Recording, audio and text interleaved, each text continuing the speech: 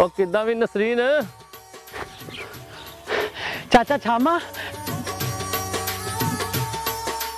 अस्सलाम वालेकुम चाचा जी। ओ आज तो बड़ी खुश लग रही है, खैर है? आहो अज ना मेरी सालगिरह वा।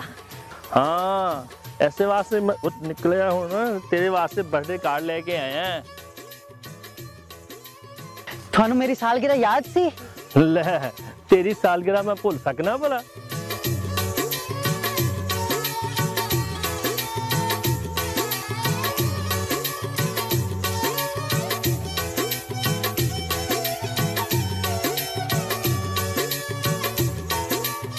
थैंक यू चाचा जी।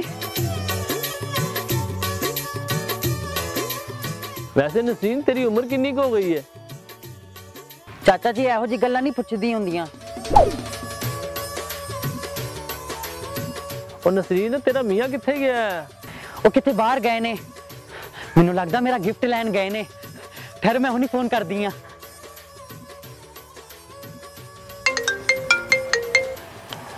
किद्दां वी बेगम जानू किथे हो तुसी? मैं तेनू याद है एक दफा तेनू सुनिहारी दी दुकान ते लेके गया सी।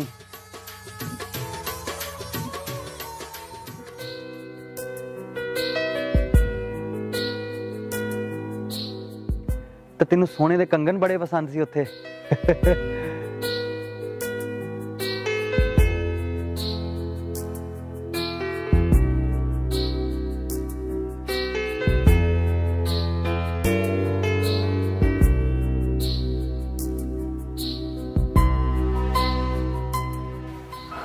हाँ हाँ पर मैं लै नहीं सकिया सी क्योंकि मेरे को तो पैसे नहीं सी।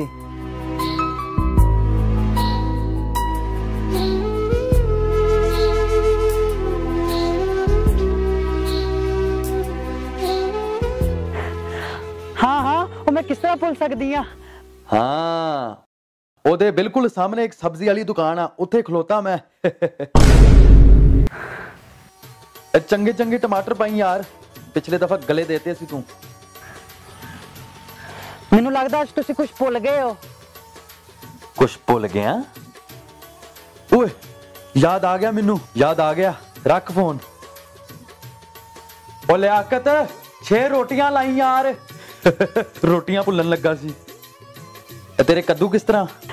चाचा जी मैनू लगदा उन्हां नू याद आ गया।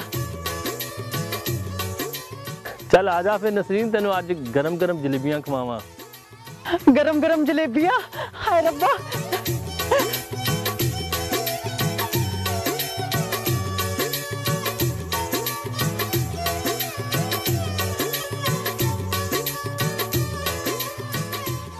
हाँ दादी तो मैं तेरे वास्ते बर्थडे कार्ड लेके आया।